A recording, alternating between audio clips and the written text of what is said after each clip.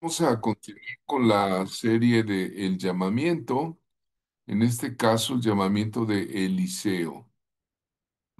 Eliseo es un hombre muy especial en la Biblia, es un hombre que pues personalmente admiro mucho. Es conocido como el profeta de la doble porción del Espíritu, ¿verdad? ¿Por qué Eliseo es tan especial? En la Biblia, hermanos, la expresión doble porción tiene un significado simbólico y cultural muy importante, muy importante. La doble porción en la Biblia representa, uno, la herencia del primogénito; dos, la legitimidad espiritual, como en el caso de Eliseo; y tres, una bendición especial y restauradora de parte de Dios. Eliseo significa mi Dios es salvación. Elí, ¿verdad? Salvación. Eres un profeta israelita del siglo 9 antes de Cristo. Dice que era hijo de Safat de Abel Mejola, ¿verdad? No era precisamente de una línea sacerdotal o de algo así, pero él pide tener una doble porción del espíritu que tenía Elías. Una doble porción en Deuteronomio 21:17 es una nota muy especial. Era lo que se le daba al primogénito. ¿Verdad? Una doble porción de lo que tuviere, porque Él es el principio de su vigor y suyo es el derecho de la primogenitura, ¿no? Entonces, ¿qué pedía Eliseo a Elías? Ser su sucesor espiritual legítimo, ¿verdad? Ser el primogénito de una familia profética que ya había formado Elías, ¿verdad? Eh, ya habían pasado unos días, dice Segundo de Reyes 2:9, y Elías le dijo a Eliseo: pide lo que quieras que haga por ti antes que yo sea quitado de ti. Y le dijo Eliseo, ¿qué le dijo? Te ruego que una doble porción de tu espíritu sea sobre mí. Entonces, eso significaba recibir una bendición abundante, una restauración, a un favor especial de parte de Dios, ¿verdad? Entonces, encontramos aquí una relación de paternidad, ¿no? De paternidad espiritual. Es muy bonita esta relación. Fue el discípulo, el sucesor del profeta Elías. Fue el discípulo, ¿cómo te diré? Un sucesor de un profeta a la nación, porque Elías fue llamado a la nación. Entonces hay una relación, esa obra de arte que hizo William Blake, habla, ¿verdad?, de un Elías y un Eliseo, los carros de fuego, ¿no? Pero aquí encontramos un detalle muy especial. Eliseo araba con 12 yuntas delante de sí. ¿Sabe lo que es usted tomar un campo con 12 yuntas? Y él tenía la última, o sea, él iba hasta el último y sus siervos iban arando, ¿no? Es como tener 12 tractores, ¿verdad? Era un hombre productivo, era un hombre trabajador, no que ahora muchos que ni trabajan, que no tuvieron éxito ni en la escuela, ni quieren estudiar el seminario bíblico, ni la hicieron ni en las ventas, ni en nada, ahora ya quieren ser pastores porque son más inteligentes que el pastor que está en su iglesia, ¿no? Y causan problemas. No, hermano, Dios no va a llamar a flojos, ¿eh? Dios no va a llamar a haraganes, Dios va a llamar a gente que sea productiva. Dice que pasando Elías por delante de él, echó sobre él su manto.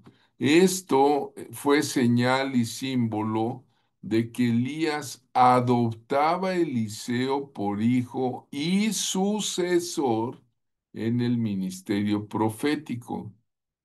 Eliseo dejó a su familia, ¿eh? Y estuvo con Elías, pues unos dicen que de 6 a 8 años, otros dicen que 12. La Biblia no dice cuántos años, pero sí fue una cuestión de un poquito de tiempo antes de que éste abandonara la tierra. ¿Sabe usted? Eliseo, el hijo de Safat, araba con 12 yuntas. Ahí están unos bueyes, ¿verdad? Arando la tierra delante de sí. Ahí llevan su yugo los bueyes, ¿verdad? Pero no, no crean que es un yugo desigual, ¿verdad? El yugo desigual es, por ejemplo, cuando ponen un buey con una mula, ¿verdad? Eso es a un yugo desigual, ¿sí? O poner un mulo con una burra, ¿no? O sea, pues no, ese es un yugo desigual, ¿no? Entonces, debe ser buey con buey. Y de preferencia, ahí les va un secreto que me pasaron los campesinos. Yo soy ingeniero agrónomo, ¿eh? Entonces, el campesinado una vez me dijo que había que poner un buey viejo con un buey joven. No era bueno poner dos bueyes viejos juntos, ni tampoco dos bueyes jóvenes juntos. Y yo le pregunté a aquel campesino, el Meregildo, muchas preguntas, y él me dijo, mire, el buey viejo tiene la experiencia y va a guiar al buey joven que hagan los surcos derechitos. Y el buey joven tiene la fuerza para jalar la yunta. Entonces hay un equilibrio allí ya de experiencia y de fortaleza. Entonces algo así fue la sucesión. Elías pasó delante de él, le echó su manto, ¿verdad? Y pues ya Elías ya era popular en la nación, o sea, y que llegue un profeta y te ponga el manto encima, wow, es para pactar, ¿verdad? Dice que Eliseo dejando los bueyes, vino corriendo en pos de Elías y le dijo, te ruego que me dejes besar a mi padre y a mi madre y luego te seguiré. O sea, déjame despedirme de mi familia. Ahí hay un gran compromiso, ¿eh? Una gran renuncia, ¿sí? Y Elías le dijo, ve, vuelve, ¿qué te he hecho yo? Así como si no supiera lo que había hecho, ¿no? Le había soltado el manto. Vean ustedes que Elías no lo ungió. Elías le puso el manto, que significaba la investidura, la unción, la autoridad profética, ¿no? Y se volvió y tomó un par de bueyes y los mató. Este Eliseo tomó un par de bueyes y con el arado de los bueyes coció la carne y le dijo al pueblo que comiesen. O sea que antes de empezar su ministerio hizo un soberano banquete, ¿verdad? De carne de res, ¿verdad?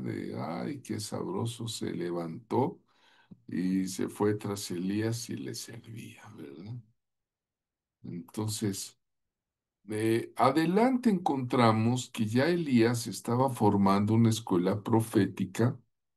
Y ya lo vimos en la clase pasada del procedimiento, del proceso para recibir el manto. Después, primero pasaron por Gilgal, luego por Betel, luego por Jericó y luego llegaron al Jordán. Esto ya lo vimos en clases pasadas, el proceso del profeta para recibir el manto. Dice Segunda de Reyes 2:1, aconteció que cuando quiso Jehová alzar a Elías en un torbellino al cielo, ¿verdad? Elías venía con Eliseo de Gilgal.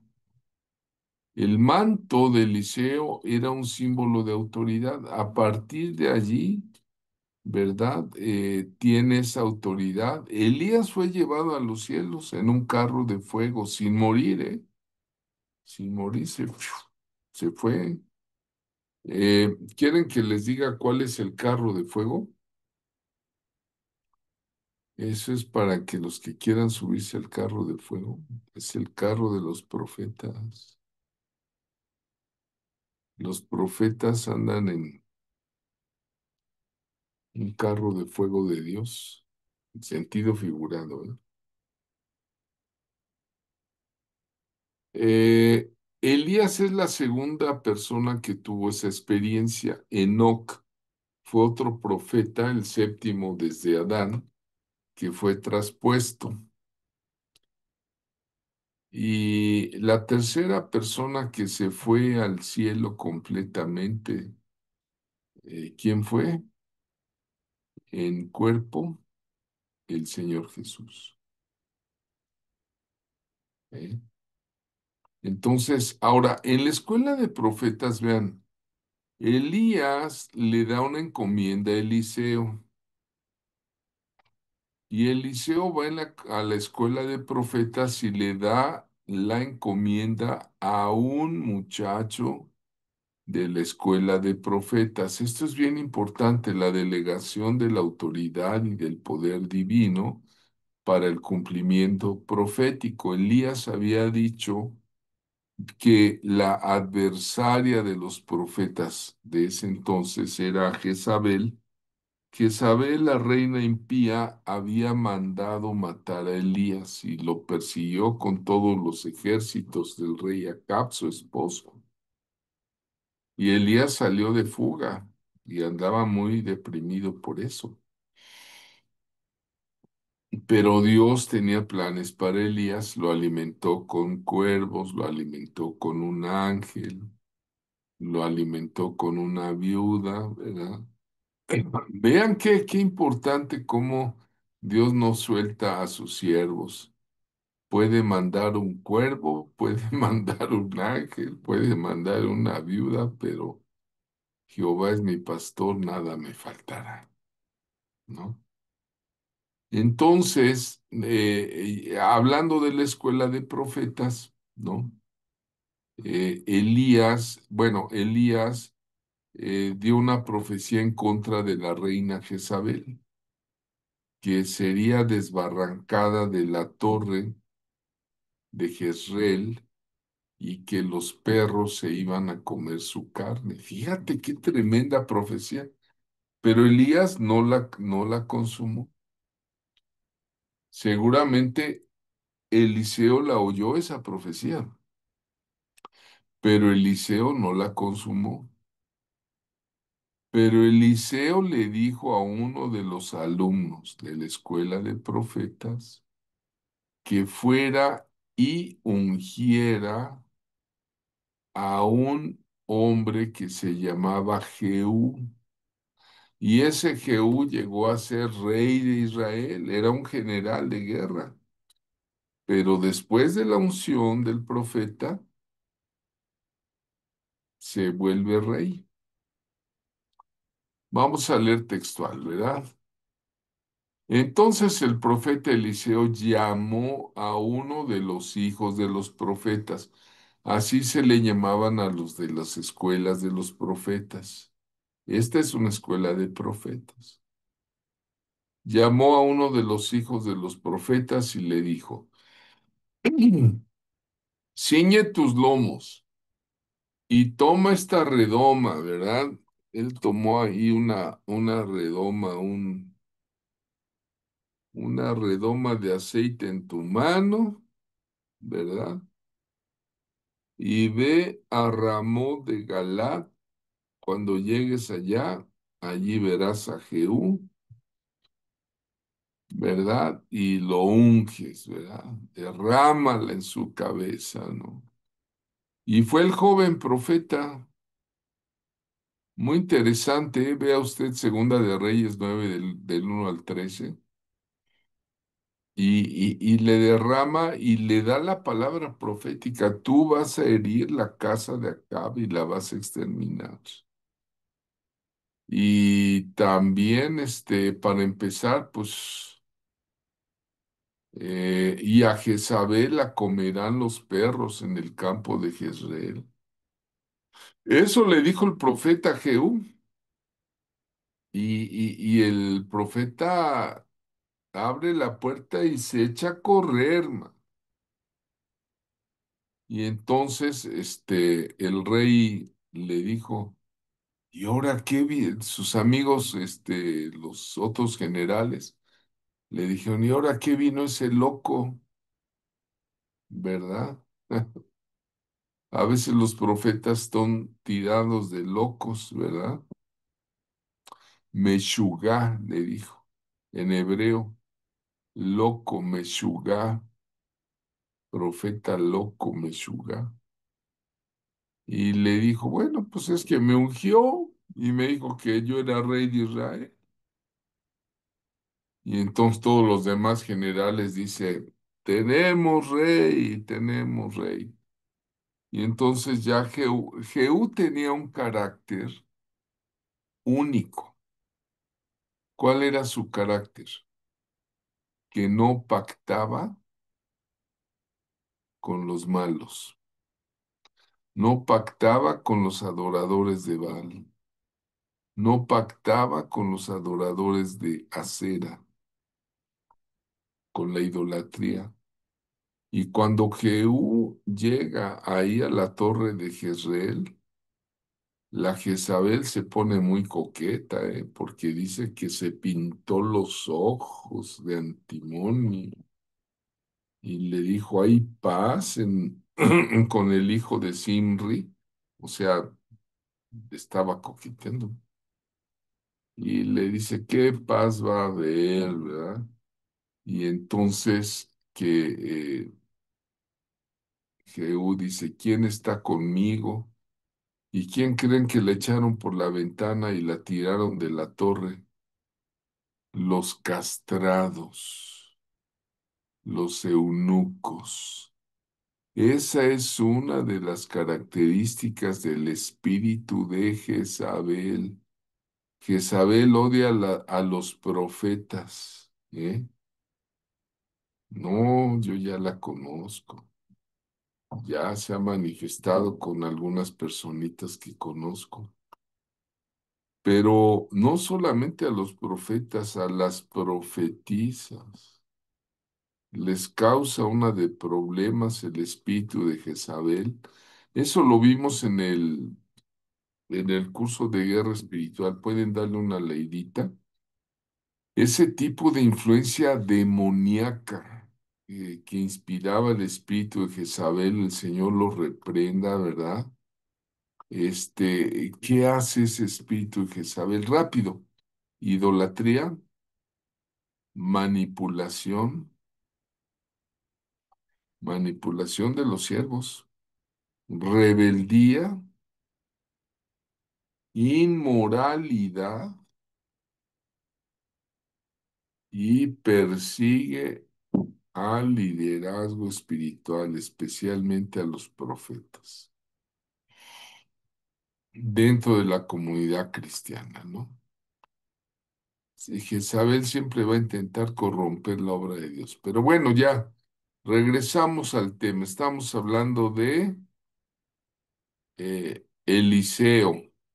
Recibe el manto, le encomienda al joven profeta que unja a Jehú. Jehú combate la casa de Acab, manda tirar a la Jezabel de la torre. Pero vamos a ver las renuncias en el llamamiento de Eliseo.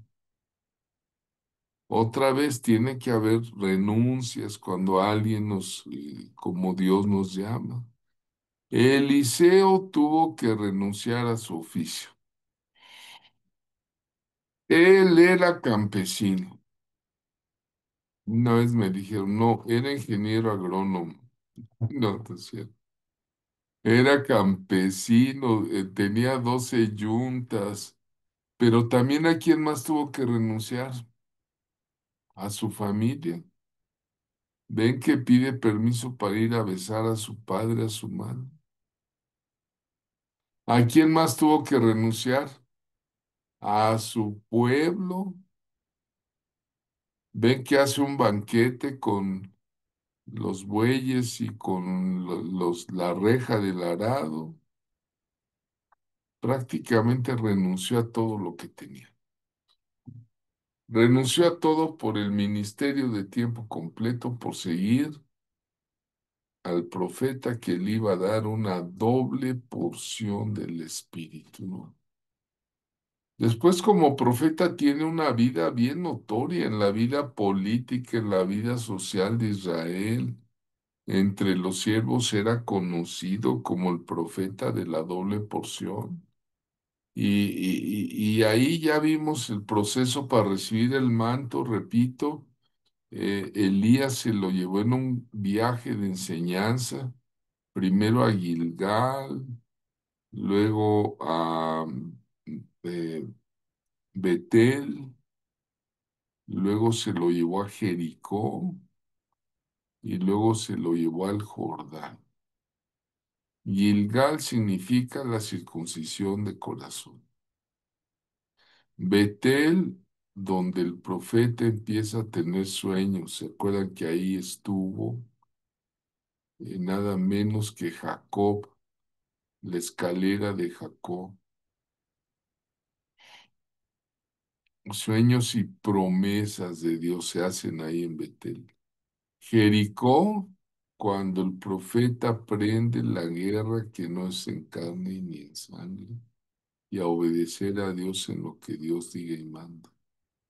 Y Jordán es ya el bautismo total donde recibe el manto, ¿verdad? Bueno, una doble porción, vean, o sea, Eliseo era muy misericordioso, se distingue por el doble de milagros de Elías. Alguien contó 8 milagros de Elías y alguien contó 16 milagros de Eliseo, o sea, doble porción.